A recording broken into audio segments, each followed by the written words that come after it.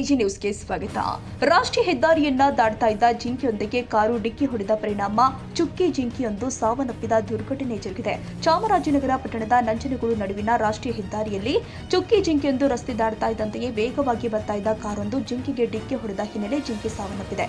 ದುರ್ಗಾಪ್ರಸಾದ್ ಎಂಬುವರು ನಿಸ್ಸಾನ್ ಎಂಬುವರು ಕಾರು ಚಾಮರಾಜನಗರ ಕಡೆಯಿಂದ ನಂಜನಗೂಡು ಕಡೆಗೆ ತೆರಳುತ್ತಿರುವಾಗ ಜಿಂಕೆಯೊಂದು ಕಾರಿಗೆ ಅಡ್ಡ ಬಂದ ಪರಿಣಾಮ ಜಿಂಕೆ ಸ್ಥಳದಲ್ಲಿಯೇ ಸಾವನ್ನಪ್ಪಿದ ಘಟನೆ ಹಾಡಹಗಲೇ ಜರುಗಿದ್ದು, ಘಟನಾ ಸ್ಥಳಕ್ಕೆ ಬಿಳಿಗಿರಿ ರಂಗನಾಥ ಹುಲಿ ಸಂರಕ್ಷಿತ ಪ್ರದೇಶ ಚಾಮರಾಜನಗರ ವನ್ಯಜೀವಿ ವಿಭಾಗದ ಸಿಬ್ಬಂದಿ ಅಧಿಕಾರಿಗಳು ಭೇಟಿ ಕೊಟ್ಟು ಸ್ಥಳ ಪರಿಶೀಲನೆ ಮಾಡಿದ್ದಾರೆ.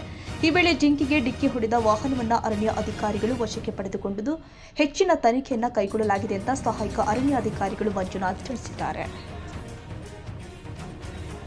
ಕನ್ನಡಿಗರ ಮೆಚ್ಚಿನ ನಿಮ್ಮ ಎಜೆ 24/7 ನ್ಯೂಸ್ ಕನ್ನಡ ವಾಹಿನಿ ಇದೀಗ ಟಿವಿಯಲ್ಲಿ ಲಭ್ಯ. ಈ ವೇಳೆ ನೋಟಿಸ್ ಕೊಟ್ಟಿದ್ರೆ ವಾಪಸ್ ತಗೋತೀವಿ. ಇವತ್ತು ವಕ್ಫ್ ಪ್ರಾಪರ್ಟಿ ಅಂತೇಳಿ ಬರ್ತದೆ ಅಂತ ಹೇಳಿದ್ರೆ ರೈತರ ಬೀದಿಗೆ ಬಂದ್ರೆ ಏನ್ ಮಾಡ್ಬೇಕಾಗುತ್ತೆ? ಯಾರು ವೋಟ್ ಹಾಕಿಲ್ಲ ಅಂದ್ರೆ ಗ್ಯಾರಂಟಿನೆಲ್ಲ ಸ್ಟಾಪ್ ಮಾಡ್ಬಿಡ್ತೀವಿ.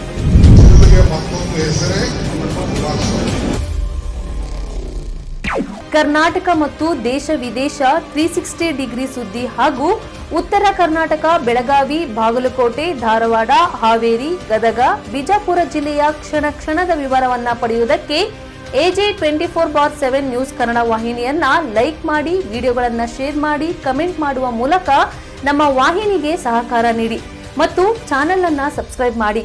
ಧನ್ಯವಾದಗಳು.